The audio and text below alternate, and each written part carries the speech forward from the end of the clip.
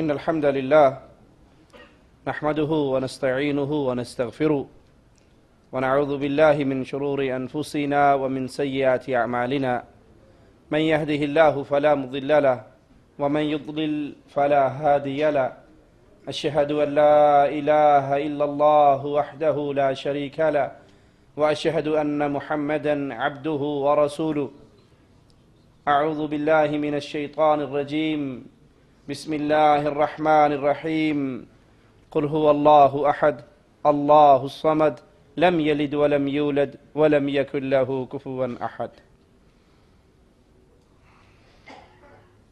رسولullah صلی اللہ علیہ وسلم نے قیامت کی نشانیوں کی خبر دیتے ہوئے مسلمانوں اور رومیوں کے درمیان برپا ہونے والے ایک عظیم مارکے کی خبر دی، اور یہ جنگ ظہور مہدی سے قبل ہوگی۔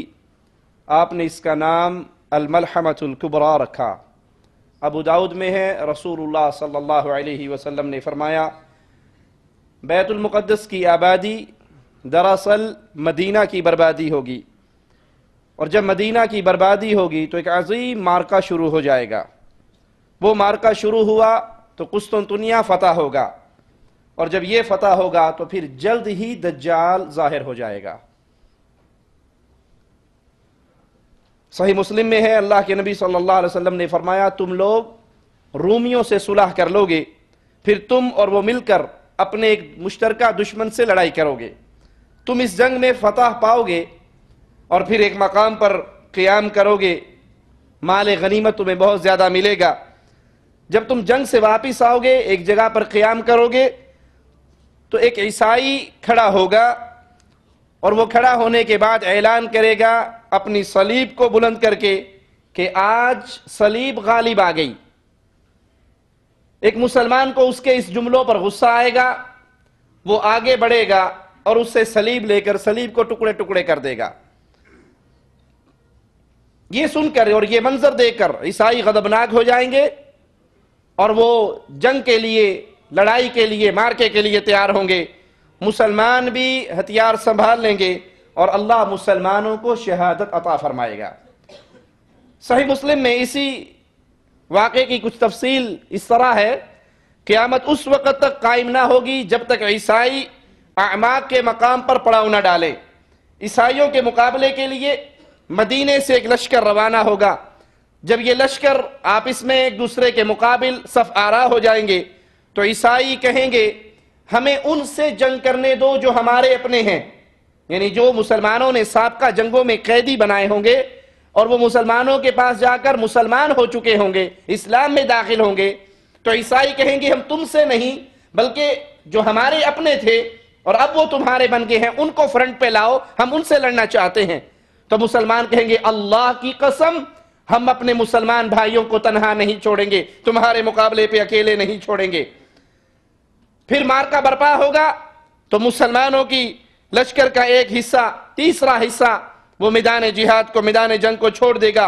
اللہ ان کی توبہ کبھی قبول نہیں کرے گا، اور ایک تہائی لشکر مسلمانوں کا وہ لڑتا ہوا شہادت کے مقام کو پا لے گا۔ رسول اللہ صلی اللہ علیہ وسلم نے فرمایا یہ افضل ترین شہداء ہوں گے۔ شہادت کا مقام پانے والا یہ گروہ شہیدوں کے اندر بہت عظیم مقام پر ہوں گے، باقی ایک تہائی لشکر لڑائی لڑے گا اور فتح پا لے گا۔ یہ جو لوگ ہوں گے کبھی فتنے میں مبتلا نہیں ہوں گے۔ اس عظیم امتحان گاہ سے نکل کر، اس عظیم آزمائش سے نکل کر جو لوگ فتح پا لیں گے پھر یہ کبھی فتنے کے اندر فتنے کا شکار نہیں ہوں گے۔ اور جب یہ اپنی تلواروں کو زیتون کے درختوں پہ لٹکا کر مال غنیمت اکٹھا کر رہے ہوں گے تو ان کے درمیان شیطان آ کر آواز لگائے گا کہ دیکھو تمہارے بیوی بچوں کے اندر دجال ظاہر ہو چکا ہے۔ تو یہ مسلمان اسی حال میں اپنے اسلحے کو چھوڑتے ہوئے، مال غنیمت کو چھوڑتے ہوئے دجال کی طرف چل دیں گے، لیکن جب وہاں پہنچیں گے تو شیطان کی یہ خبر غلط نکلے گی۔ لیکن جب یہ شام میں داخل ہوں گے، شام میں پہنچیں گے، ان کے پہنچنے پر پھر دجال کا ظہور ہوگا۔ اس کے بعد اہل اسلام قسطنطنیہ کو لڑائی کے بغیر ہی امام مہدی کی زیر قیادت فتح کر لیں گے۔ اس وقت مسلمانوں کے ہتھیار اللہ اکبر، الحمدللہ، لا الہ الا اللہ، تکبیر، یہ اللہ کی طرف سے مسلمانوں کے ہتھیار بن جائیں گے۔ بغیر جنگ کیے، بغیر تیر چلوائے، بغیر تلواریں چلائے، بغیر خون بہائے مسلمان اس کو فتح کر لیں گے۔ صحیح مسلم میں ہے، رسول اللہ صلی اللہ علیہ وسلم نے فرمایا، تمہیں ایک ایسے شہر کی خبر نہ سناؤں جس کی ایک جانب خشکی اور دوسری جانب سمندر ہے؟ صحابہ نے عرض کی، جی ہاں اللہ کے نبی۔ تو آپ علیہ السلام نے فرمایا، قیامت اس وقت تک قائم نہ ہوگی جب تک بنو اسحاق کے 70,000 لوگ اس شہر کو فتح نہ کر لیں۔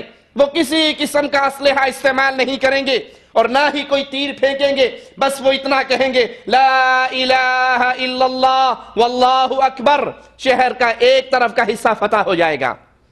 وہ پھر کہیں گے لا الہ الا اللہ واللہ اکبر، اور اس کا دوسری طرف کا علاقہ فتح ہو جائے گا۔ وہ تیسری بار کہیں گے لا الہ الا اللہ واللہ اکبر، تو شہر کے دروازے مسلمانوں کے لیے کھل جائیں گے، وہ اس میں داخل ہو جائیں گے، مال غنیمت کو اکٹھا کر رہے ہوں گے۔ ابھی مال جمع کریں گے کہ کوئی پکار لگا کر، آواز لگا کر ان کے اندر یہ آوازہ بلند کرے گا، لوگو دجال ظاہر ہو چکا ہے۔ یہ سنتے ہی مسلمان سب کچھ چھوڑ چھاڑ کے اپنے گھروں کی طرف لوٹ آئیں گے۔ وراثت تقسیم نہ ہوگی اور لوگوں کو مال غنیمت ملنے سے خوشی نہ ہوگی۔ یہ قیامت کی نشانیوں میں سے ہے، وراثت تقسیم نہ ہوگی، مال غنیمت ملنے سے لوگوں کو خوشی نہ ہوگی۔ اور اس کی وجہ یہ ہے کہ اگر کسی شخص کے 100 بچے ہیں اور وہ جنگ میں نکلا ہے تو اس میں سے 99 مارے جائیں گے، ایک ہی بچے گا، تو اتنا زیادہ خون بہنے کے بعد نہ مال غنیمت کی خوشی ہوگی اور نہ ہی پیچھے کو وارث بچیں گے جس کے اندر وراثت تقسیم ہوگی۔ اور یہ علامت آخری زمانے میں اس وقت واقع ہوگی جب قتل و قتال بہت زیادہ ہوگا اور مسلمانوں کی عیسائیوں کی لڑائی، مسلمان اور عیسائیوں کی لڑائی شدت اختیار کر لے گی۔ صحیح مسلم میں ہے، رسول اللہ صلی اللہ علیہ وسلم نے فرمایا، ان الساعة لا تقوم حتى لا يقسم میراث ولا يفرح بغنیمہ، قیامت اس وقت تک قائم نہ ہوگی جب تک میراث کی تقسیم رک نہ جائے اور غنیمت حاصل کرنے پر کوئی خوشی نہ ہو۔ جب یہ چیز واقع ہو جائے، نہ میراث کی تقسیم رک جائے اور غنیمت ملنے کی خوشیاں ختم ہو جائیں، تو یہ قیامت کے قریب ترین کا وقت ہوگا۔ لوگ پرانے ہتھیاروں اور اپنی پرانی سواریوں کی طرف واپس لوٹ آئیں گے۔ ابھی تو ہتھیار اور ہیں، ایٹم بم ہے، ہائیڈروجن بم ہے، ٹینک ہیں، گولے ہیں، لیکن قیامت سے پہلے مسلمان لوگ دوبارہ پرانے ہتھیاروں، تیر تلوار لوہے کی طرف پھر لوٹ آئیں گے اور پرانی سواریوں گھوڑوں کی طرف واپس لوٹ آئیں گے۔ صحیح مسلم میں ہے، اللہ کے نبی صلی اللہ علیہ وسلم نے فرمایا، مسلمان ابھی اسی حالت میں ہوں گے کہ اس سے بڑی مصیبت کی خبر سنیں گے۔ ایک شخص پکار کر کہے گا، لوگو دجال تمہارے پیچھے، تمہارے بال بچوں میں گھس آیا ہے۔ یہ سنتے ہی لوگ سب کچھ چھوڑ چھاڑ کر اپنے گھر بار کی طرف متوجہ ہوں گے اور فوری طور پر 10 سواروں کا ایک گروپ بنا کر وہ اس بات کی تصدیق کرنے کے لیے بھیجیں گے۔ رسول اللہ صلی اللہ علیہ وسلم نے فرمایا، میں ان سواروں کے نام جانتا ہوں، ان کے باپوں کے نام جانتا ہوں، ان کے گھوڑوں کے رنگ جانتا ہوں، وہ اس زمانے میں روئے زمین کے سب سے بہترین گھوڑ سوار ہوں گے۔ یہ دلیل ہے میرے رسول صلی اللہ علیہ وسلم کی نبوت کے دلائل میں سے یہ کہ اللہ کے نبی صلی اللہ علیہ وسلم نے اللہ کی وحی سے، یہ یاد رکھیے گا، اللہ کی وحی سے اللہ کے نبی پیغام دیا کرتے تھے۔ اللہ کے نبی فرماتے، میں ان سواروں کو جانتا ہوں، ان کے نام جانتا ہوں، ان کے باپوں کے نام جانتا ہوں، جن گھوڑوں پر وہ قیامت سے پہلے سوار ہو کر دجال کی خبر سن کر تصدیق کے لیے نکلیں گے۔ میں ان گھوڑوں کے رنگوں کو بھی جانتا ہوں۔ اللہ کے نبی صلی اللہ علیہ وسلم کی یہ شان ہے، آپ جب بھی کلام کرتے تھے تو عرش والے کی وحی سے کرتے تھے۔ اس پر کوئی یہ نہ سمجھے کہ دیکھیے اللہ کے نبی صلی اللہ علیہ وسلم عالم الغیب تھے تبھی تو یہ سب کچھ جانتے تھے، تبھی تو آپ نے یہ دعویٰ کیا۔ نہیں، اللہ کے حبیب علیہ السلام یہ باتیں عرش والے کی وحی کے طور پر وحی سن کر، اللہ کا پیغام سن کر پھر اپنی امت کو یہ باتیں بتایا کرتے تھے۔ اگر یہ بات عقیدہ مطلقاً ہو کہ اللہ کے نبی کو علم غیب ہے، تو جب اللہ کے نبی صلی اللہ علیہ وسلم کی زوجہ محترمہ پر تہمت لگی تو آپ کی خاموشی کو کیا نام دو گے؟ اگر وہ عالم الغیب ہوتے تو خاموش نہ رہتے، وحی کا انتظار نہ کرتے۔ جب زہر والا کھانا دیا گیا تو اس لقموں کو، اس گوشت کو اپنے منہ میں ڈال کر نہ چباتے، نہیں، اللہ کے حبیب علیہ السلام مالک کی طرف سے پیغام آ جاتا، اس پیغام کو آگے پہنچا دیتے، اور اگر اللہ کی طرف سے پیغام نہ آتا تو نبی اس خبر کو نہیں جانتے تھے۔ اسی لیے سیدہ کائنات کو جب اللہ کے حبیب علیہ السلام نے دیکھا کہ ان کا سانس پھولا ہوا تو کہا مجھے بتا دے کیا ماجرا ہے، اور اگر تو نہیں بتائے گی تو عرش والا بتا دے گا۔ اگر آپ عالم الغیب ہوتے تو کہتے تو بتا یا نہ بتا، مجھے سارا پتا ہے۔ اور جب سیدہ نے بتایا کہ میں آپ کے پیچھے پیچھے گئی تھی تو آپ نے کہا اچھا وہ تو تھی جس کو میں کالے سے سائے کی طرف دیکھ رہا تھا جو میرے آگے آگے تیزی سے چل رہا تھا۔ تو اس سے ثابت ہوا اللہ کے حبیب علیہ السلام قیامت سے قریب جو باتیں ہیں جن کی خبر اللہ کے نبی نے اپنی امت کو دی، وہ خبر وحی کی بنیاد پہ دی، وگرنہ علم غیب صرف ایک اللہ کا خاصہ ہے۔ بیت المقدس کی آبادی، مدینہ طیبہ کی بربادی اور اس کے باشندوں سے، زائرین سے مدینہ کا خالی ہو جانا، ابو داؤد میں ہے، رسول اللہ صلی اللہ علیہ وسلم نے فرمایا بیت المقدس کی آبادی دراصل مدینہ کی بربادی ہوگی، یعنی مدینہ اپنے باشندوں سے اور زائرین سے خالی ہو جائے گا، اور جب یہ بربادی ہوئی تو عظیم معرکہ شروع ہوگا، وہ معرکہ شروع ہوگا، اس کے بعد تم قسطنطنیہ کو فتح کرو گے، پھر جلد ہی دجال ظاہر ہو جائے گا۔ یہ کہہ کر سیدنا معاذ رضی اللہ عنہ وردہ نے اپنا ہاتھ جس شخص کو یہ روایت سنا رہے اس کی ران پر یا اس کے کندھے پر مارا اور فرمایا یہ بات اس طرح سچی ہے، برحق ہے، جس طرح تیرا یہاں پر بیٹھنا برحق ہے۔ یہ ہے صحابہ کا ایمان، وہ اپنے رسول علیہ السلام کی بات کو سن کر پھر شک میں مبتلا نہیں ہوتے تھے، حدیث رسول سن کر پھر ان کے دل میں شک اور شبہات نہیں آتے تھے، بلکہ فرمان رسالت کو سننے کے بعد وہ یقین کی آخری تہوں تک اپنی بات کو وہاں پر یقین کو پہنچا لیتے تھے۔ اسی لیے ابوبکر صدیق رضی اللہ عنہ وارضہ فرمایا کرتے تھے اگر میں آج جنت کو دیکھ لوں، جہنم کو دیکھ لوں، میرے ایمان کے اندر کوئی اضافہ نہیں ہوگا، جنت اور جہنم کو دیکھنے کے باوجود میرے ایمان میں اضافہ نہیں ہوگا۔ کیوں؟ میں محمد کریم صلی اللہ علیہ وسلم کی پیاری زبان سے جنت و جہنم کی باتیں سن کر اس حد تک ایمان لے آیا ہوں جس حد تک کوئی دیکھ کر لا سکتا ہے۔ یہ ہے صحابہ کا ایمان۔ اس ایمان کو اپنے لیے آئیڈیل بنائیے۔ جب فرمان رسول صلی اللہ علیہ وسلم آپ کے پردہ سماعت سے ٹکرائے پھر اس پر یقین کیجئے، پھر اس پر ایمان لائیے۔ سیدنا معاذ جس کو روایت سنا رہے اس کے کندھے یا ران پہ ہاتھ مار کے کہتے ہیں یہ بات ایسے ہی برحق ہے جس طرح تیرا یہاں بیٹھنا برحق ہے۔ اور مدینے کی بربادی سے مراد مدینے میں آبادی کا ختم ہو جانا، کم ہو جانا اور زائرین سے خالی ہو جانا۔ اللہ کے نبی صلی اللہ علیہ وسلم نے فرمایا مدینے کو تم عمدہ حالت میں چھوڑ دیا جائے گا، حتیٰ کہ نوبت یہ ہو جائے گی کہ ایک کتا یا بھیڑیا مسجد میں داخل ہوگا، کسی ستون یا منبر پر پیشاب کرے گا۔ صحابہ نے عرض کیا اے اللہ کے رسول صلی اللہ علیہ وسلم یہ فرمائیے اس زمانے میں مدینے کے درختوں کے پھل کس کے کام آئیں گے؟ تو آپ صلی اللہ علیہ وسلم نے فرمایا مدینے کے پھلوں کو یا تو پرندے کھائیں گے یا درندے کھائیں گے۔ اور بیت المقدس کی آبادی کا ایک مفہوم یہ بھی ہو سکتا ہے کہ آخری زمانے میں خلافت بیت المقدس میں منتقل ہو جائے گی۔ مسند احمد اور ابو داؤد میں ہے، رسول اللہ صلی اللہ علیہ وسلم کے ساتھی سیدنا عبداللہ فرماتے ہیں کہ اللہ کے نبی صلی اللہ علیہ وسلم نے ہمیں روانہ کیا تاکہ ہم وہاں سے مال غنیمت حاصل کریں، لیکن ہم وہاں سے کوئی مال حاصل کیے بغیر ہی واپس لوٹے، البتہ تھکن، مشقت، تکلیف ہمارے چہروں سے آیا تھی۔ آپ نے ہماری یہ حالت دیکھی تو میدان میں کھڑے ہو گئے اور اپنے اللہ سے یہ دعا مانگی اے اللہ انہیں میرے حوالے نہ فرمانا کہ میں ان کی کفالت نہ کر سکوں۔ یہ روایت صحیح ہے، مسند احمد میں ہے، ابو داؤد میں ہے۔ اللہ کے حبیب علیہ السلام فرما رہے اے اللہ ان کو میرے حوالے نہ کرنا کہ میں ان کی کفالت نہ کر سکوں۔ اور جن کا یہ دعویٰ ہے کہ اللہ کے نبی مختار کل ہیں، اللہ کے نبی جو چاہتے ہیں وہ عطا کرتے ہیں، قیامت تک کسی کو کچھ نہیں مل سکتا، جو ملے گا مصطفیٰ کے ہاتھ سے ملے گا۔ ابھی بھی آپ ہی سب کچھ بانٹ رہے، کائنات کے سارے خزانے آپ کے ہاتھ میں ہیں، تو اللہ کے نبی فرما رہے ہیں اللہ میرے ان ساتھیوں کو، میرے ان صحابہ کو میرے حوالے نہ کرنا کہ میں ان کی کفالت نہ کر سکوں۔ تو ثابت کیا ہوا؟ مختار کل کون ہے؟ عطا کرنے والا وہ اللہ کی ذات ہے۔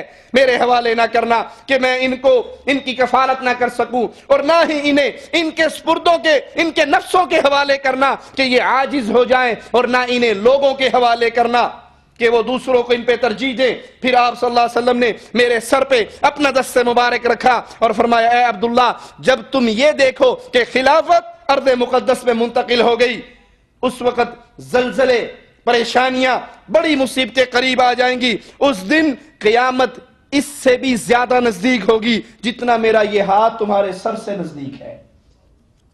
جب قیامت اتنی قریب ہو جائے گی، میرا ہاتھ تمہارے سر سے جتنا قریب ہے، قیامت اس سے بھی زیادہ قریب ہوگی جب خلافت ارض مقدس میں تبدیل ہو جائے، منتقل ہو جائے۔ اور مدینہ قیامت سے پہلے قیامت کی نشانیوں میں سے ہے، مدینہ منورہ شریروں کو، فاسدوں کو، فسادیوں کو اپنے اندر سے نکال دے گا، جس طرح لوہے کے اوپر لگا ہوا زنگ بھٹی میں ڈالنے سے وہ آگ لوہے کو الگ کر دیتی ہے اور زنگ کو الگ کر دیتی ہے۔ صحیح مسلم میں ہے، رسول اللہ صلی اللہ علیہ وسلم نے فرمایا یاتی علی الناس زمان، لوگوں پہ ایک وقت آئے گا، ایک دور آئے گا لوگوں پر کہ لوگ اپنے کزن کو، اپنے رشتہ داروں کو کہیں گے ہلم الی الرخاء، آؤ خوشحالی کی طرف چلیں، مدینہ چھوڑ دو، اس سے باہر آ جاؤ، وہاں پر خوشحالی ہے، وہاں پر حالات آسان ہے، رزق کی تلاش آسان ہے۔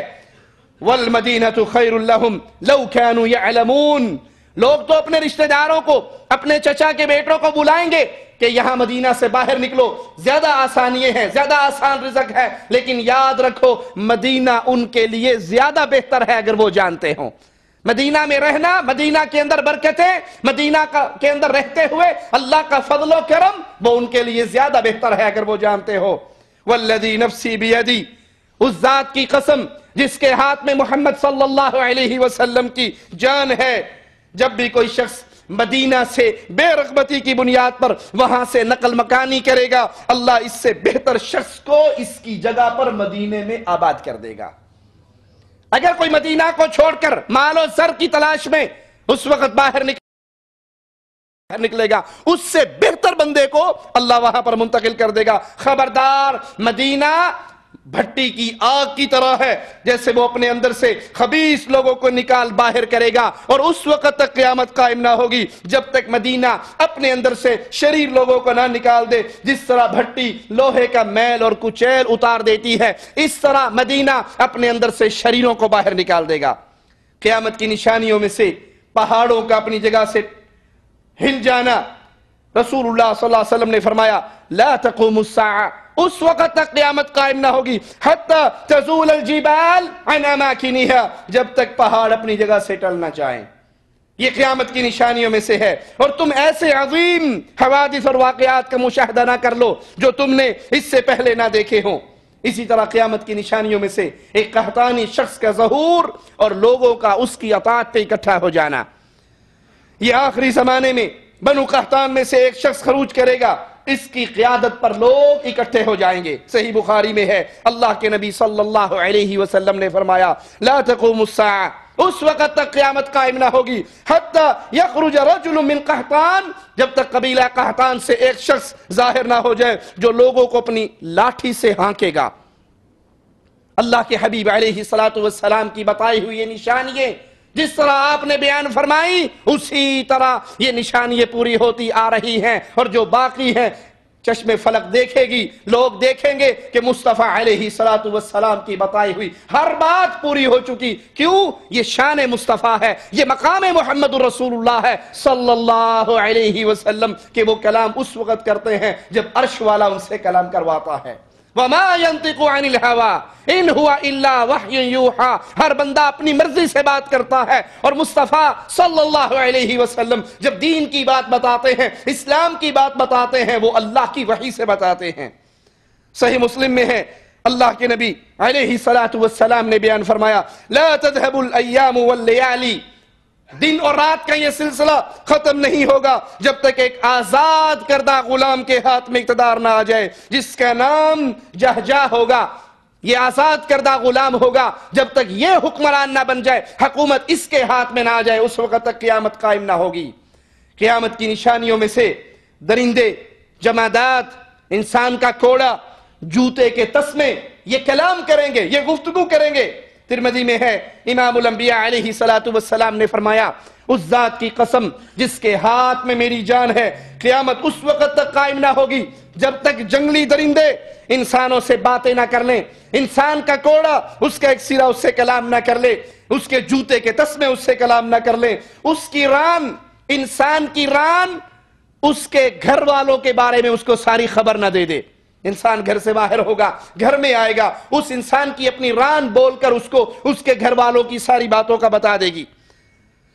مسند احمد میں ہے، ایک بدو اپنی بکریاں چرا رہا، بھیڑیے نے اس کی بکریوں پہ حملہ کیا اور ایک بکری اٹھا لی اور بھاگ لیا۔ یہ بکریاں چرانے والا اعرابی اس کے پیچھے بھاگا اور بالآخر اس سے اپنی بکری چھڑا لی۔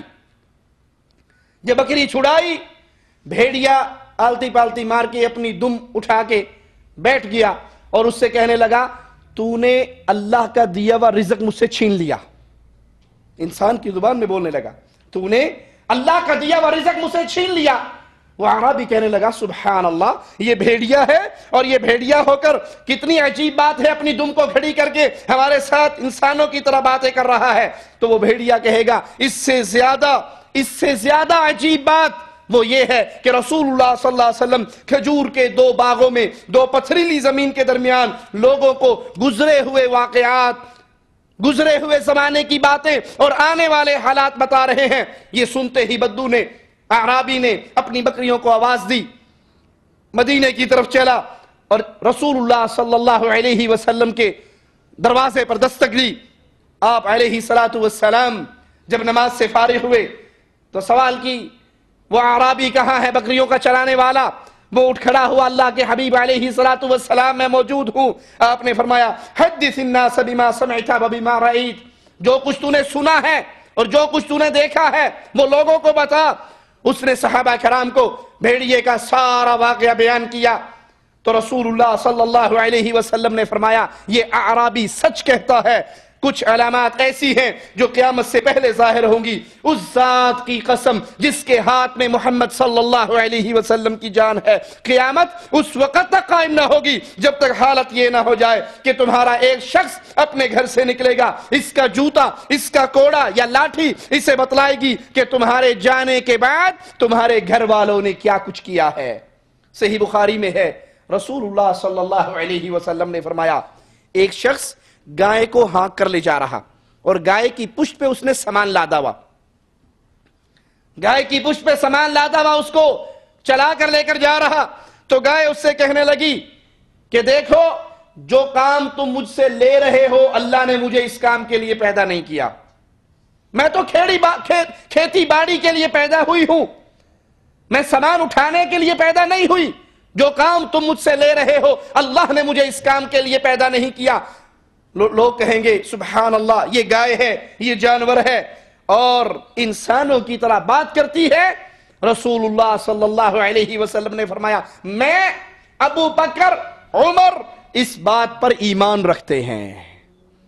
گائے کے اس کلام کرنے پر اللہ کے حبیب علیہ السلام فرماتے ہیں، میں، ابو بکر، عمر، ہم تینوں اس بات پر ایمان رکھتے ہیں کہ اس گائے نے انسانوں کی طرح ان لوگوں سے کلام کیا۔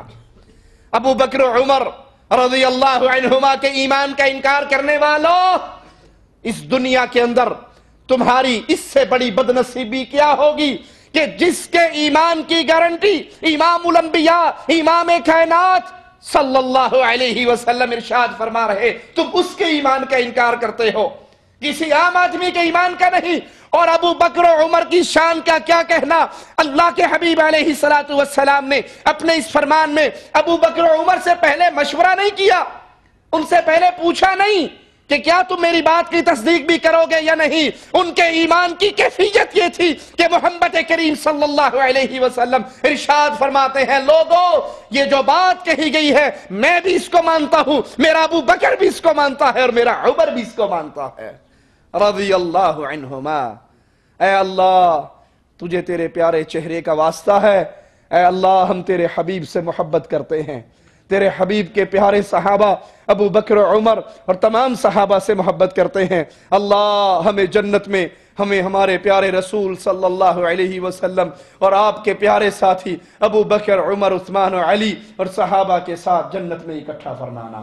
اے اللہ ہمارے اعمال تو زندگی بھر کے تیرے نبی کے صحابہ کے ایک عمل کے برابر نہیں ہو سکتے، لیکن اللہ ہم تجھے گواہ بنا کر کہتے ہیں اللہ ہم تیرے رسول سے محبت کرتے ہیں صلی اللہ علیہ وسلم، ابو بکر سے محبت کرتے ہیں، عمر سے محبت کرتے ہیں، عثمان سے محبت کرتے ہیں، علی سے محبت کرتے ہیں، معاویہ سے محبت کرتے ہیں، ابو سفیان سے محبت کرتے ہیں، حسن و حسین سے محبت کرتے ہیں، اہل بیت سے محبت کرتے ہیں، اور ہر اس آدمی سے محبت کرتے ہیں جو تیرے رسول اور اس کے صحابہ سے محبت کرے، اور ہر اس آدمی سے نفرت کرتے ہیں، بغض رکھتے ہیں، رکھتے ہیں، جنگ کی حالت میں ہے، ناراضگی کی حالت میں ہے، لڑائی کی حالت میں ہے، جو تیرے رسول اس کے اہل بیت اور اس کے صحابہ کے ایمان کا انکار کرتا ہے۔ اے اللہ اس محبت کو قبول فرما کے ہمیں بھی ان کے ساتھ جمع کر دینا جن سے ہم محبت کرتے ہیں۔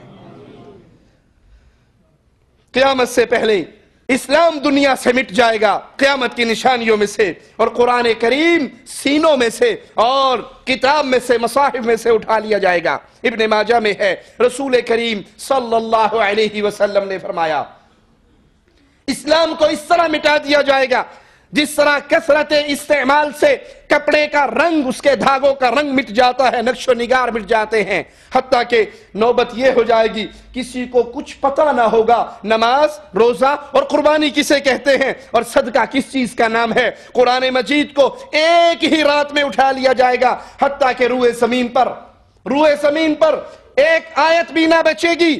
لوگوں میں سے بوڑھے مرد اور بوڑھی عورتیں رہ جائیں گی جو یہ کہا کریں گی ہم نماز روزے کو نہیں جانتے، ہم قرآن حدیث کو نہیں جانتے، ہم صرف اپنے آبا و اجداد کو لا الہ الا اللہ پڑھتے ہوئے سنتے تھے اور ہم نے ان سے لا الہ الا اللہ کو یاد کر لیا۔ ہم یہ لا الہ الا اللہ اس لیے پڑھتے ہیں کہ ہمارے آبا و اجداد اس کو پڑھا کرتے تھے۔ نہ ہم نماز کو جانتے ہیں، نہ ہم روزے کو جانتے ہیں، نہ ہم صدقے کو جانتے ہیں۔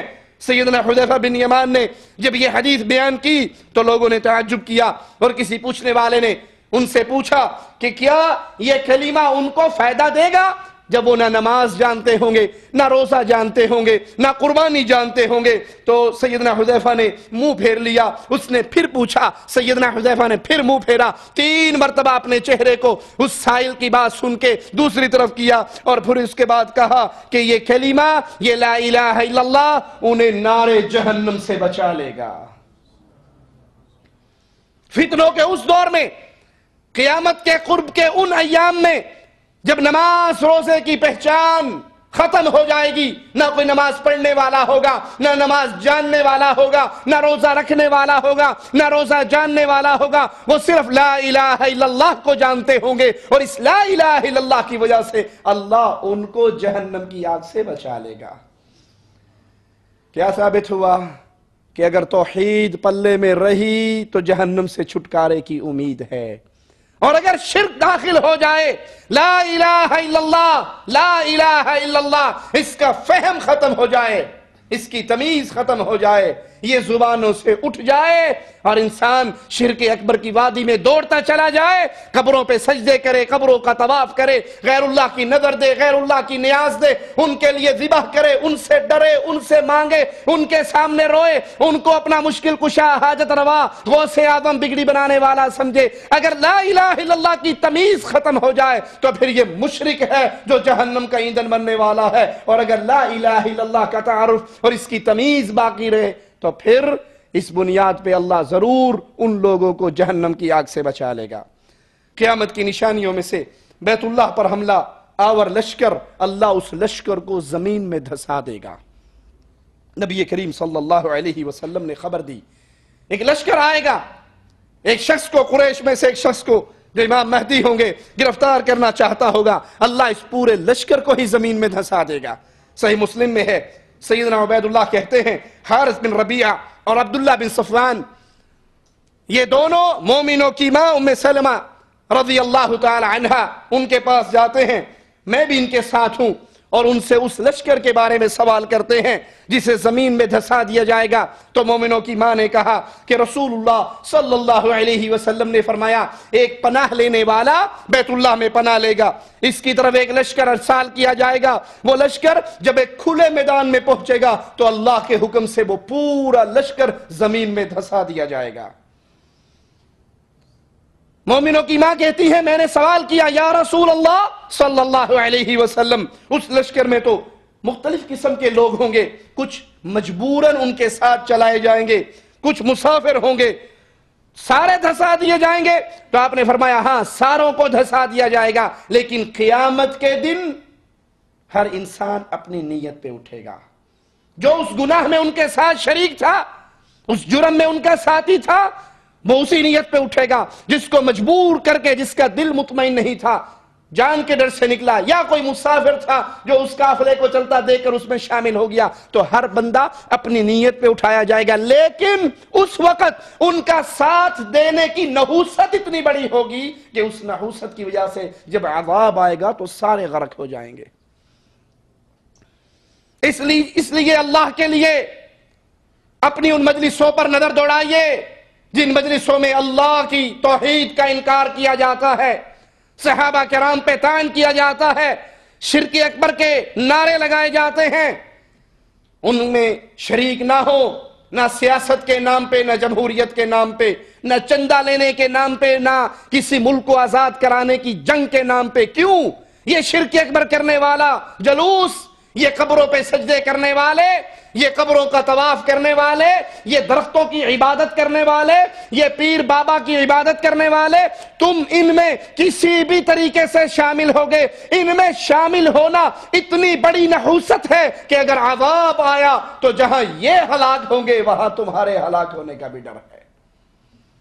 یہ حدیث دلیل ہے کہ اہل ایمان کو اہل شرک کا ساتھ نہیں دینا چاہیے، ظلم کا ساتھ نہیں دینا چاہیے، کفر کا ساتھ نہیں دینا چاہیے، بدعات کی مجالس کو آباد نہیں کرنا چاہیے، کسی کی رونق نہیں بڑھانی چاہیے۔ جب پتہ لگ جائے یہ مجلس، یہ جلوس، یہ جلسہ، یہ تمام کا تمام عمل ان کا، اور اس میں جو کچھ کلام ہوگا وہ اللہ اور اس کے رسول کے کلام کے خلاف ہوگا، تو پھر دنیا کی مصلحتوں کو ٹھوکر مار کے وہاں سے نکل آئیے۔ نہ پیسے کے لیے ایمان بیچیے، نہ شہرت کے لیے ایمان بیچیے، نہ جاہ و حشمت کے لیے ایمان بیچیے، کیونکہ کائنات کی ہر چیز سے قیمتی ایمان کی دولت ہے، اور جس کے پلے میں ایمان کی دولت نہیں ہے اس کی دنیا بھی برباد ہے، اس کی آخرت بھی برباد ہے۔ سیدنا بلال رضی اللہ عنہ وارضا اپنی کمر کسی کو دکھایا نہ کرتے تھے۔ ایک دن فاروق اعظم نے کہا مجھے تو دیکھنے دیجئے، اپنے ہاتھ کو سیدنا بلال کی قمیض میں داخل کیا اور پھر چیخ مار کے اپنے ہاتھ کو باہر نکالا۔ سیدنا بلال رضی اللہ عنہ وارضا ان کی کمر پہ گوشت نام کی کوئی چیز نہیں تھی، وہ ہڈیوں کا پنجر بنا ہوا تھا۔ مکے کی گلیوں میں ان کو گھسیٹا گیا، آگ کے اوپر لٹایا گیا، کوئلوں پہ لٹایا گیا، ریتوں پہ لٹایا گیا، پتھروں پہ لٹایا گیا۔ مکے کی گلیوں میں ظالموں نے ان کے گلے میں رسی ڈال کے گھسیٹا، وہ تپتے ہوئے ریت پہ لیٹے رہے، پتھروں پہ لیٹے رہے، سنگریزوں پہ لیٹے رہے، ان کے سینے پہ بھاری پتھر رکھا گیا، انہوں نے سب کچھ برداشت کیا لیکن ایمان کا سودا نہیں کیا۔ فاروق اعظم نے پوچھا سیدنا بلال یہ کیسے ہے، یہ کیسے برداشت کیا؟ انہوں نے کہا فاروق اعظم سانس آئے یا نہ آئے گزارا ہو سکتا ہے، کھانے کو ملے یا نہ ملے گزارا ہو سکتا ہے، پینے کو ملے یا نہ ملے گزارا ہو سکتا ہے، پہننے کو ملے یا نہ ملے گزارا ہو سکتا ہے، اور اگر توحید پلے میں نہ رہے تو گزارا نہیں ہو سکتا۔ دنیا کی روشنیوں کے لیے، رنگینیوں کے لیے، دولت کی رنگینیوں کے لیے، دولت کی ریل پیل کے لیے اپنے ایمان کا سودا کر لینے والوں، اہل کفر کے ہاتھوں میں ہاتھ ڈالنے والوں، ان کو اپنا بھائی بنانے والوں، دوست بنانے والوں، ان کی تعریفیں کرنے والوں، قیامت کے دن حشر کے میدان میں اپنے رب کو کیا منہ دکھاؤ گے؟ تم دنیا ساری بھی خرید کے چلے جاؤ، ایمان کا نقصان کر کے رب محمد کی قسم تم سے زیادہ گھاٹے والا سودا کسی نے بھی نہیں کیا۔ یہ وہ ایمان ہے، یہ وہ سودا ہے۔ اس لیے شامل ہونا ہے تو اہل ایمان کے ساتھ، دوستی کرنی ہے تو اہل ایمان کے ساتھ، محبت کرنی ہے اہل ایمان کے ساتھ، رہنا ہے اہل ایمان کے ساتھ۔ اہل شرک کے ساتھ مومن ہر حال میں برات کا اعلان کرتا ہے۔ بیت اللہ کا حج متروک ہو جائے گا آخری زمانے میں، جہاں بہت سے فتنے رونما ہوں گے، وہاں بیت اللہ پر ایک ایسا دور بھی آئے گا کہ حج اور عمرہ معطل ہو جائے گا۔ صحیح بخاری میں ہے، رسول اللہ صلی اللہ علیہ وسلم نے فرمایا لا تقوم الساعہ، اس وقت تک قیامت قائم نہ ہوگی حتی لا یحج البیت، یہاں تک کہ بیت اللہ کا حج نہیں کیا جائے گا۔ یہ نشانی بہت تاخیر سے ظاہر ہوگی، کیونکہ حج یاجوج و ماجوج کے خروج کے بعد بھی جاری رہے گا۔ صحیح بخاری میں ہے، رسول اللہ صلی اللہ علیہ وسلم کا فرمان، اس گھر کا حج یاجوج و ماجوج کے خروج کے بعد بھی کیا جائے گا۔ قیامت کی نشانیوں میں سے عرب کے بعد قبائل کا دوبارہ بتوں کی عبادت کرنا، دوبارہ لوگ لوٹ آئیں گے بتوں کی پوجا کی طرف، اور اس حدیث سے ان کے عقیدے ٹکڑے ٹکڑے ہو جاتے ہیں، پاش پاش ہو جاتے ہیں۔ جو امت کو شرک پہ باقی رہتے ہوئے تسلیہ دیتے ہیں کہ محمد کریم صلی اللہ علیہ وسلم کی امت میں شرک نہیں آ سکتا، صحیح بخاری میں ہے، رسول اللہ صلی اللہ علیہ وسلم نے فرمایا دوست قبیلے کی عورتیں جب تک ذوالخلصہ ایک بت ہے جس کا زمانہ جاہلیت میں بھی دوست عبادت کیا کرتے تھے، جب تک دوست کی عورتیں ان کا طواف نہ کریں، اس وقت تک اس کی پوجا نہ کریں، اس وقت تک قیامت قائم نہ ہوگی۔ کلمہ پڑھنے والے لوگ، یہ امت پھر لوٹ جائے گی سابقہ امتوں کے نقش قدم پہ چلتے ہوئے، اہل شرک کے نقش قدم پہ چلتے ہوئے، جیسے وہ بتوں کی پوجا کرتے تھے، تو پھر قیامت سے پہلے عرب کا قبیلہ پھر لوٹ جائے گا اور وہی کام کرے گا جو زمانہ جاہلیت میں کرتے تھے۔ قریش قبیلے کا مکمل طور پہ خاتمہ ہو جانا، یہ بھی قیامت کی نشانیوں میں سے ہے۔ مسند احمد میں ہے، رسول اللہ صلی اللہ علیہ وسلم نے فرمایا اسرع قبائل العرب فناء قریش، قریشی قبیلوں میں سے ختم ہونے میں سب سے زیادہ جلدی قریشی قبیلہ کرے گا۔ حبشہ کے ایک شخص کے ہاتھوں قیامت سے پہلے بیت اللہ کی بربادی ہوگی، کعبہ کی بربادی ہوگی۔ ابو داؤد میں ہے، رسول اللہ صلی اللہ علیہ وسلم نے فرمایا اترکوا الحبش ما ترکوکم، حبشیوں کو چھوڑ دو، ان کے حال پہ رہنے دو، جب تک وہ تمہارے ساتھ لڑائی نہ چھیڑے تم بھی ان کے ساتھ لڑائی نہ چھیڑو۔ اس لیے کعبہ کا خزانہ سوائے حبشی دو چھوٹی پنڈلیوں والے کے اور کوئی نہیں نکالے گا۔ صحیح بخاری کی روایت کے الفاظ ہیں، گویا میں اسے دیکھ رہا ہوں کہ ایک کالا پھیلی ہوئی ٹانگوں والا شخص کعبے کے ایک ایک پتھر کو اکھاڑ رہا ہے۔ مسند احمد میں ہے، رسول اللہ صلی اللہ علیہ وسلم نے فرمایا کعبے کو چھوٹی پتلی پنڈلیوں والا ایک حبشی برباد کر دے گا، وہ اس کے زیورات کو لوٹ لے گا، اسے غلاف سے محروم کر دے گا۔ میں گویا اس کو دیکھ رہا ہوں، وہ گنجا ٹیڑے ہاتھ پاؤں والا کعبے کو اپنے بیلچے اور اپنے کدال سے توڑ رہا ہے، ڈھا رہا ہے۔ مومنوں کی روحوں کو قبض کرنے کے لیے اللہ ایک پاکیزہ ہوا چلائے گا جو تمام اہل ایمان کی روحوں کو قبض کر لے گی۔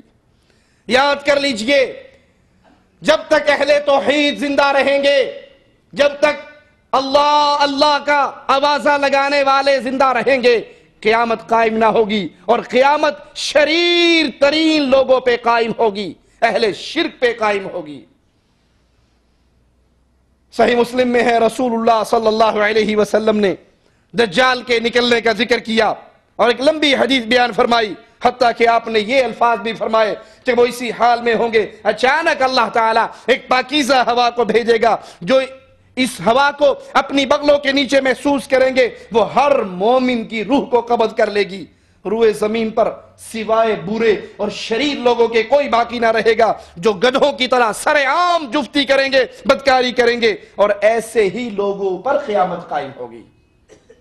صحیح مسلم میں ہے، رسول اللہ صلی اللہ علیہ وسلم نے فرمایا پھر اللہ تعالیٰ ملک شام کی جانب سے ایک ٹھنڈی ہوا کو بھیجے گا، اس کے اثر سے نیک لوگ فوت ہو جائیں گے، حتیٰ کہ روئے زمین پر کوئی ایک شخص بھی ایسا نہیں بچے گا جس کے دل میں رائی کے دانے کے برابر ایمان یا بھلائی ہو، اور اگر وہ شخص کسی پہاڑ کی غار میں جا کر چھپ جائے گا تو ہوا اس کو وہاں بھی پہنچے گی اور اس کی روح کو قبض کر لے گی۔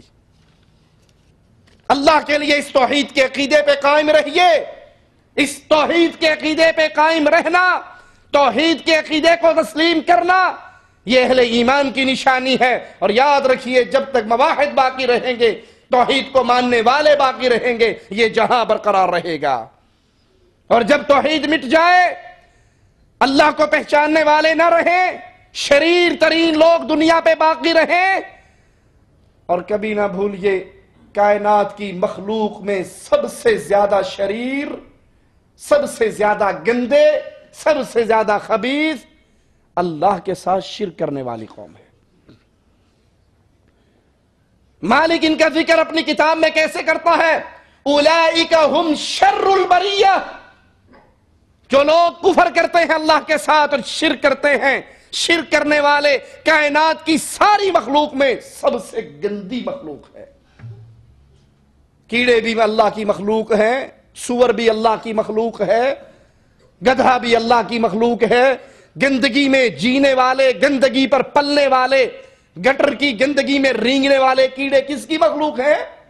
لیکن جو اللہ کو چھوڑ کر قبروں کا طواف کریں، قبروں پہ سجدے کریں، اللہ کی عبادت کو چھوڑ کر ان مردوں کی عبادت کریں، پتھروں کی عبادت کریں، درختوں کی عبادت کریں، پیروں اور بابوں کی عبادت کریں، اللہ کے محتاجوں کو، اللہ کے فقیروں کو، اللہ کے منگتوں کو، اللہ کے سوالیوں کو وہ اللہ والی صفات دینی شروع کر دے، یہ مشرک ہے۔ اور جو مشرک ہے وہ گٹر کی گندگی میں رینگنے والے کیڑے سے زیادہ گندا ہے۔ جو اللہ کی توحید کو نہیں سمجھتا اس کی دنیا میں کوئی قیمت نہیں ہے، اور جو اللہ کی توحید کو سمجھتا ہے اس کی عزت، اس کے خون کی عصمت بیت اللہ کی عزت سے بھی زیادہ ہے، اگر انسان اللہ کی توحید کو جانتا ہو۔ قیامت کی نشانیوں میں سے ہے مکہ کے اندر بلند و بالا عمارات کا تعمیر ہونا۔ راوی کہتا ہے میں عبداللہ بن عمر رضی اللہ عنہ کی سواری کی لگام تھامے ہوئے تھا، انہوں نے کہا اس وقت تمہارا کیا حال ہوگا جب تم بیت اللہ کو گرا دو گے اور اس کے ایک پتھر کو بھی دوسرے پتھر کے اوپر نہیں رہنے دو گے۔ لوگوں نے سوال کیا کیا ہم اس وقت اسلام پہ قائم ہوں گے؟ انہوں نے کہا جی ہاں، آپ لوگ اسلام پر قائم ہوں گے۔ سائل نے پوچھا پھر اس کے بعد کیا ہوگا؟ سیدنا عبداللہ کہنے لگے پھر بیت اللہ کی تعمیر پہلے سے زیادہ اچھے انداز میں کی جائے گی۔ جب آپ مکہ کو دیکھو گے اس کے پہاڑوں اور زمینوں کے نیچے سے سرنگیں کھودی جائیں گی، زیر زمین پانی کے پائے بچھا دیے جائیں گے، اور مکے کی عمارتیں پہاڑوں کی چوٹیوں سے اوپر نکل جائیں گی۔ اس وقت سمجھ لینا کہ معاملہ قریب آ چکا ہے۔ یہ قیامت کا معاملہ قریب سے قریب تر ہو رہا ہے۔ اللہ کے لیے غفلت کی چادر کو اتار کر سوچئے میں اور آپ کس راستے کے راہی ہیں، ہماری زندگی کس طرز پہ گزر رہی ہے۔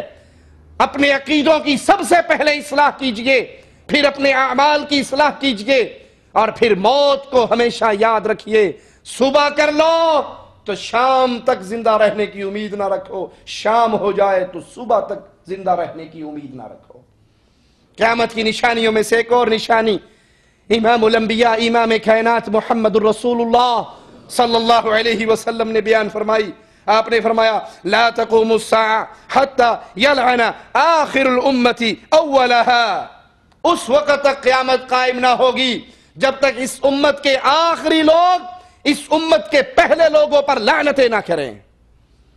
جب یہ منظر دیکھو امت کے آخری امت کے پہلوں پر لعنتیں کر رہے ہیں، یہ وہ خبیث بیماری ہے، یہ وہ خطرناک مرض ہے، جب تم یہ دیکھ لو تو پھر قیامت کے قائم ہونے کا انتظار کرو۔ یہ نشانی پوری ہو گئی یا نہیں ہوئی؟ امت کے آخری لوگ امت مصطفیٰ علیہ السلام میں شامل ہونے کے دعوے دار، امت کے پہلے سب سے پہلے محمد کریم صلی اللہ علیہ وسلم پر ایمان کون لے کر آئے؟ ابو بکر۔ ایمان کون لے کر آئے؟ خدیجہ۔ ایمان کون لے کر آیا؟ علی۔ ایمان کون لے کر آئے؟ عثمان۔ ایمان کون لے کر آئے؟ عمر۔ جب تم دیکھو امت کے آخری لوگ امت کے پہلوں کو گالیاں دیں جو آج بھرے بازار میں دی جا رہی ہیں، اجتماعات میں دی جا رہی ہے، چینلز پر آ کر، ٹیلی ویژن پر آ کر ایک وقت میں ایک شخص میرے مصطفیٰ کے صحابہ کو گالیاں دیتا ہے اور پوری دنیا اس کی اس کفر کو، اس بکواس کو، اس بے غیرتی کو، اس خباثت کو پوری کائنات کے لوگ سنتے ہیں، یہ وہ قیامت کی نشانی ہے جس کی محمد کریم نے ہمیں خبر دی تھی صلی اللہ علیہ وسلم۔ اور آپ نے صرف خبر نہیں دی بلکہ فرمایا جب تم دیکھو لوگ میرے صحابہ کو گالیاں دیں تو تم کہو تم پہ اللہ کی لعنت ہے، ملائکہ کی لعنت ہے، پوری کائنات کے ہر انسان کی لعنت ہے اس خبیث پر جو مصطفیٰ کے ساتھیوں کو گالی دیتا ہے۔ قیامت کی نشانیوں میں سے قیامت کے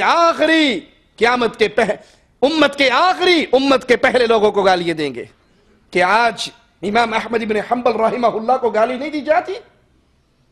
کیا امت کے اولیاء کو گالی نہیں دی جاتی؟ کیا امت کے سپوتوں کو گالیاں نہیں دی جاتی؟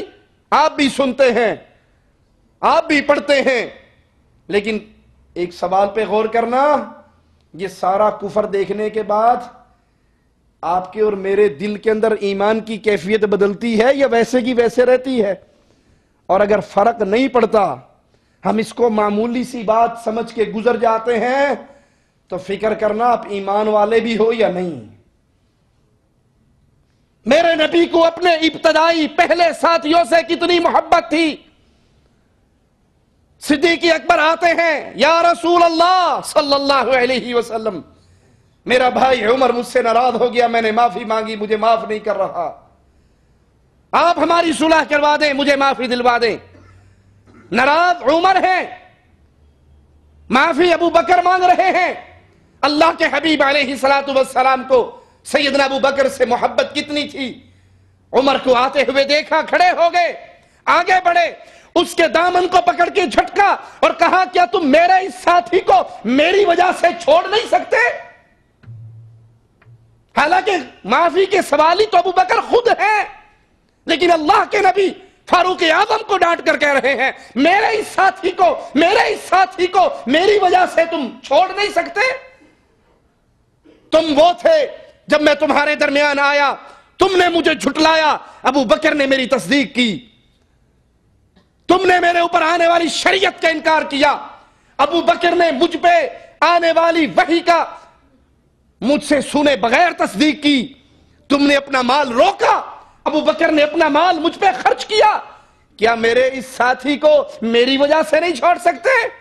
اس کے بعد کبھی کسی نے محمد کریم کے ساتھی کو تنگ نہیں کیا صلی اللہ علیہ وسلم۔ یہ شان ہے ابو بکر کی باقی صحابہ کے درمیان۔ اور ظالموں، آج اس امت کی طرف نسبت کرنے والے ظالم میرے مصطفیٰ کے اس ساتھی کو گالی دے، یہ وہی نشانی ہے جو میرے آقا نے بیان کی، جب تم دیکھو امت کے آخری، امت کے پہلوں پر لعنت کرے تو پھر قیامت کا انتظار کرنا۔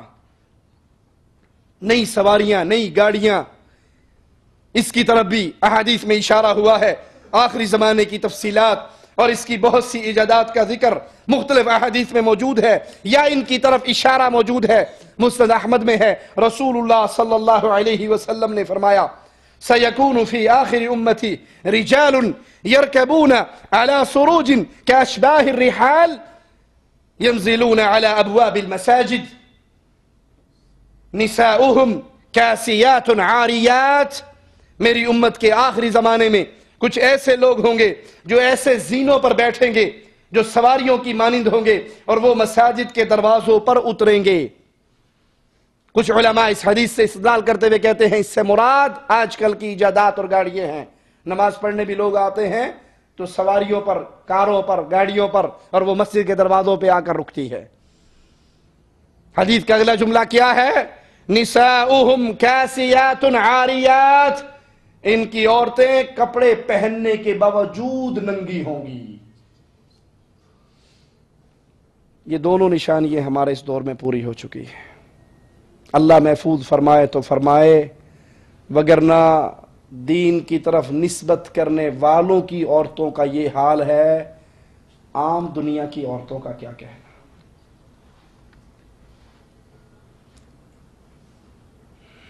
کسی کا ایمان پرکھنا ہو دو ہی موقع ہیں، یا اس کو خوشی کے حال میں دیکھ لو یا اس کو غمی کے حال میں دیکھ لو۔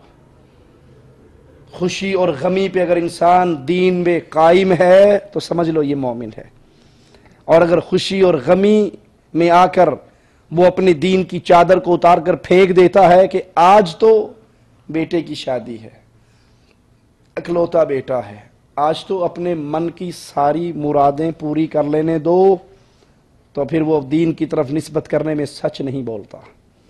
اللہ کے لیے جائیے، اپنے گھروں کی طرف لوٹیے، اپنی ماؤں بہنوں بیویوں کے لباس کی طرف۔ کیا وہ اس حدیث کا مصداق تو نہیں بنی ہوئی کہ اس دور کے لوگوں کی عورتیں لباس پہن کر ننگی ہوں گی؟ عورتوں کا لباس دیکھ لیں، اول تو پوری بازو پہننے کا تصور ختم ہو گیا ہے،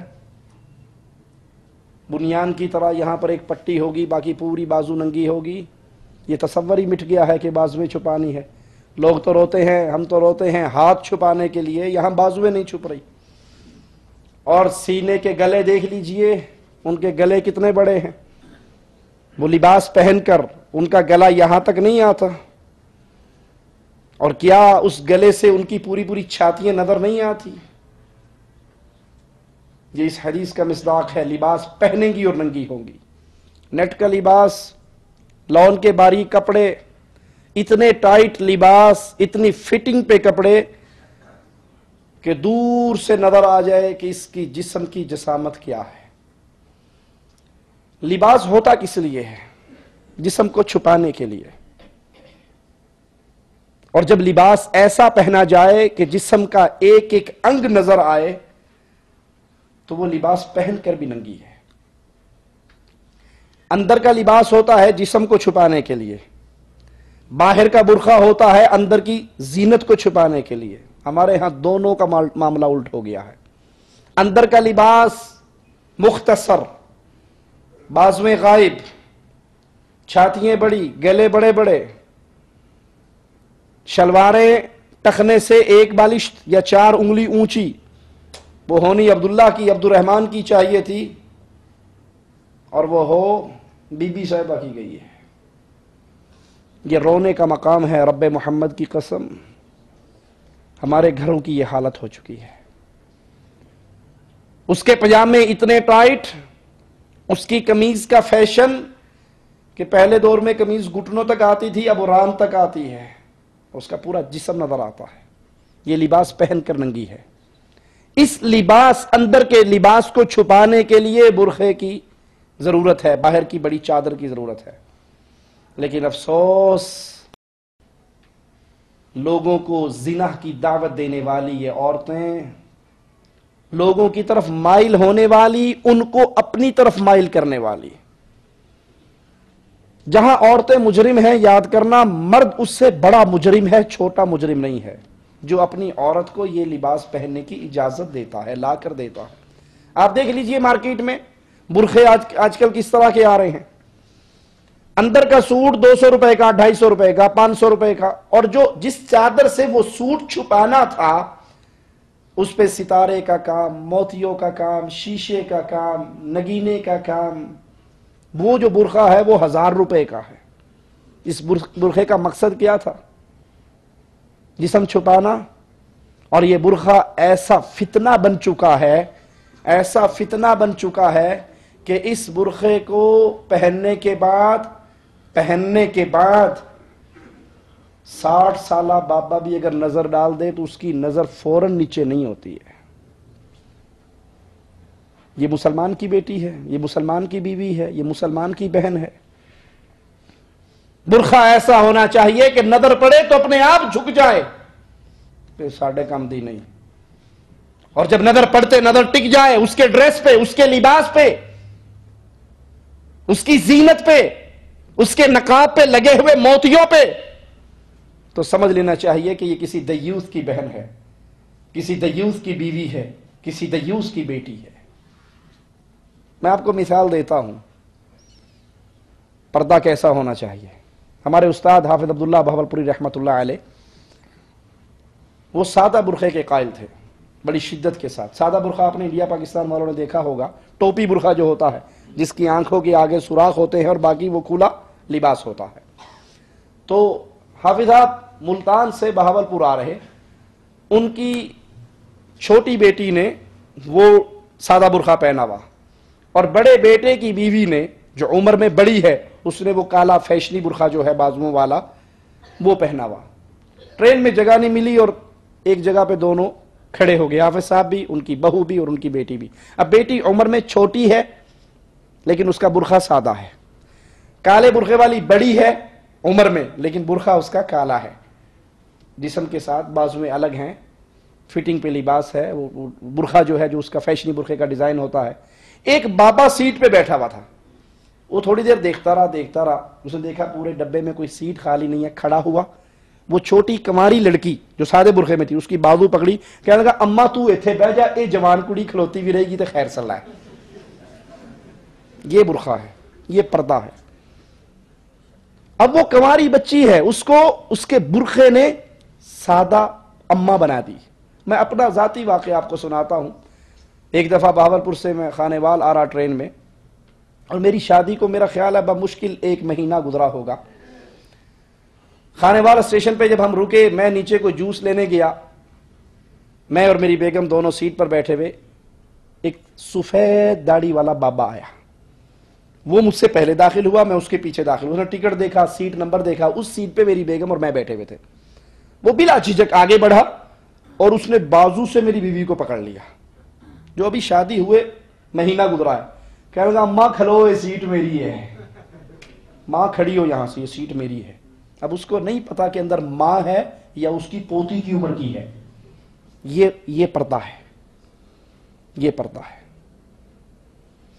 سوچئے آپ اور میں اپنی بیویوں کو, اپنی بہنوں کو, اپنی بیٹیوں کو, اپنی ماؤں کو کس پردے کی عادت ڈال رہے ہیں. گھروں کو برقعے لے جانے والوں, اگر تم نے کالے برقعے ڈیزائن والے, سجائی والے, کڑھائی والے, موتیوں والے, شیشوں والے, نگوں والے لیے تو اس کا معنی زبان سے کوئی نہیں کہے گا, لیکن عمل کیا بول رہا ہے, اس کا معنی یہ ہے کہ تم اپنی بیوی, بیٹی, بہن کی طرف لوگوں کو دیکھنے کی خود دعوت دے رہے ہو. دیکھو اس نے کتنا اچھا برقع پہنا ہے. اور اگر تم ان کو سادہ چادر میں چھپا کر رکھو گے, 70 سال کا بندہ بھی اس کو اماں جان ہی سمجھے گا.